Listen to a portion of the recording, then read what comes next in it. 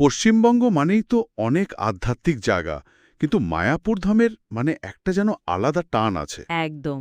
আমাদের আজকের আলোচনার ভিত্তি হল মায়াপুর ধাম দিব্য প্রেমের আহ্বান নামের সূত্রটি। এটা বলছে গঙ্গার ধারের এই জায়গাটা নাকি আধ্যাত্মিক শক্তি আর ভক্তিতে একদম টইটম্বুর। দিব্য প্রেমের আহ্বান নামটাতে একটা গভীরতা আছে। তো এই সূত্র ধরে আজকে আমরা মায়াপুরের গভীরে একটু ঢোকার চেষ্টা করব। আচ্ছা। সূত্রটা একটা দারুণ গল্প দিয়ে শুরু হচ্ছে। অর্জুন বলে একজন যুবক, বেশ সফল ব্যবসায়ী, কিন্তু ঘোর সংশয়ভাবী। হ্যাঁ, জাগতিক সব কিছু আছে কিন্তু ভেতরে শান্তি নেই, এই রকম একটা অবস্থা, তাই না? ঠিক তাই।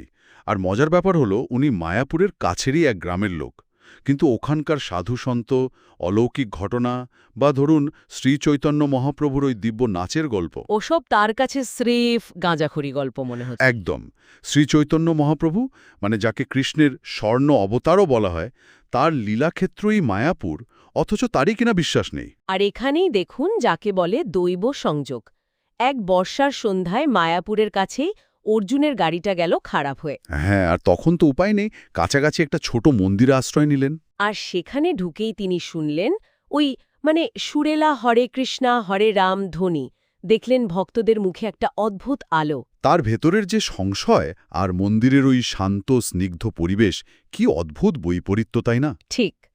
সূত্রটা বলছে একজন সাধু এগিয়ে এলেন, তাকে স্বাগত জানালেন, হাতে দিলেন প্রসাদ। প্রসাদ মানে ঈশ্বরের আশীর্বাদযুক্ত খাবার। হ্যাঁ, আর বললেন যে ঈশ্বরই তাকে এখানে কোনো এক কারণে টেনে এনেছেন। বাহ, এই কথাটা নিশ্চয়ই অর্জুনের মনে একটু হলেও নাড়া দিয়েছিল। সম্ভবত এই সাধুই তাকে প্রথম মায়াপুর ধামের কথা বলেন, শ্রী চৈতন্য মহাপ্রভুর জন্মস্থান, ভক্তির পথের কথা। যোগপীঠের কথাও নিশ্চয়ই বলেছিলেন, যেখানে নিমগাছের নিচে চৈতন্যদেবের জন্ম, সেখানকার কীর্তনের কথা। হ্যাঁ, সব বলেছিলেন।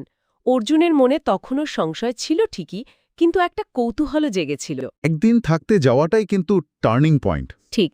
পরের দিন সকালে অর্জুন গেলেন মায়াপুরের বিশাল ইস্কন মন্দির দেখতে, ভক্তদের সঙ্গে। সূত্রটা বলছে তিনি দেখলেন নানা জায়গা থেকে আসা হাজার হাজার মানুষ একসঙ্গে গাইছেন, নাচছেন, ঈশ্বরের নামে একেবারে মাতোয়া। এই যে কালেকটিভ এনার্জি, এই সম্মিলিত ভক্তির দৃশ্যটা, এটা অর্জুনের মনে প্রথম একটা বড় ধাক্কা দেয়।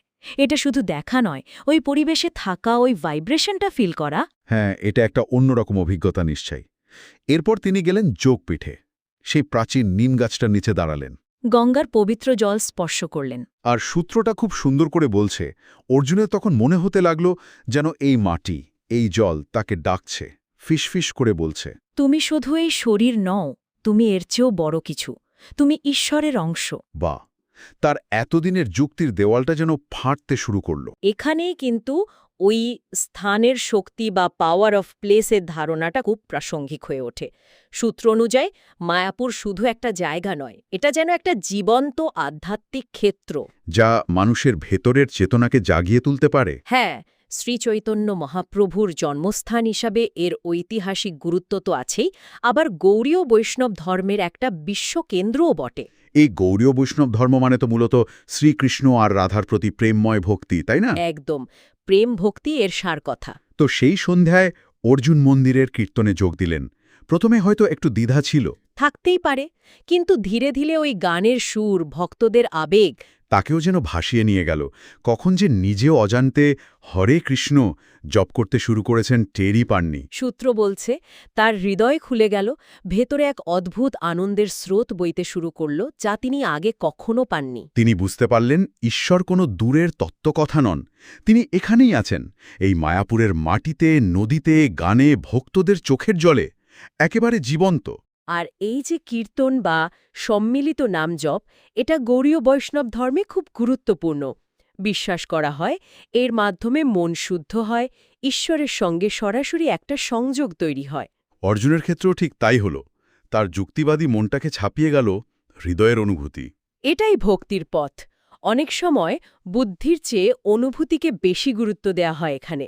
এরপর অর্জুনের জীবন তো পুরো 180 ডিগ্রি ঘুরে গেল। তিনি আর মায়াপুর ছেড়ে যাননি। ব্যবসার জীবন ছেড়ে দিলেন, চৈতন্য মহাপ্রভুর শিক্ষা গ্রহণ করে পুরোপুরি ভক্তির পথই বেছে নিলেন। আর গল্পটা এখানেই শেষ নয়। অনেক বছর পর সেই অর্জুনই একজন প্রবীণ ভক্ত হিসেবে নতুন তীর্থযাত্রীদের কাছে নিজের এই বদলে যাওয়ার গল্প বলতেন। আর বলতেন, মায়াপুর ধাম হল ব্রহ্মাণ্ডের হৃদয়, যেখানে আত্মা তার নিজের উৎসের সাথে মিলিত হয়। কি অসাধারণ উপলব্ধি! সত্যি। সুতরাং এই সূত্রটা মায়াপুর ধামকে শুধু একটা তীর্থস্থান নয়, একটা রূপান্তরের কেন্দ্র হিসেবে তুলে ধরছে। অর্জুনের গল্পের মাধ্যমে বোঝানো হচ্ছে এখানকার পরিবেশ, ভক্তি, চৈতন্য মহাপ্রভুর অদৃশ্য উপস্থিতি, এই সব মিলিয়ে একজন ঘোর সংশয়বাদীকেও বদলে দিতে পারে। হ্যাঁ, এখানে যেন জাগতিক জগৎ আর আধ্যাত্মিক জগতের একটা মিলন ঘটছে। তবে একটা প্রশ্নও জাগে মনে, কি বলুন তো? অর্জুনের এই পরিবর্তনটা কি শুধুই মায়াপুরের ওই বিশেষ পরিবেশের জন্য হলো, নাকি তার নিজের ভেতরেও কোথাও একটা খোঁজার ইচ্ছে বা শূন্যতা ছিল? খুব গুরুত্বপূর্ণ প্রশ্ন। সম্ভবত দুটোই। পারিপার্শ্বিক পরিবেশ একটা অনুঘটকের কাজ করেছে, কিন্তু তার ভেতরের প্রস্তুতি বা সেই শূন্যতা বোধটাও হয়তো জরুরি ছিল। ঠিক, পরিবেশ আর ব্যক্তির ভেতরের অবস্থা, এই দুয়ের মিথস্ক্রিয়াতেই হয়তো এমন গভীর পরিবর্তন সম্ভব হয়। একদম। এটা সত্যিই ভাববার বিষয়, কিভাবে একটা স্থান মানুষের এতটা ভেতরের রূপান্তর ঘটাতে পারে।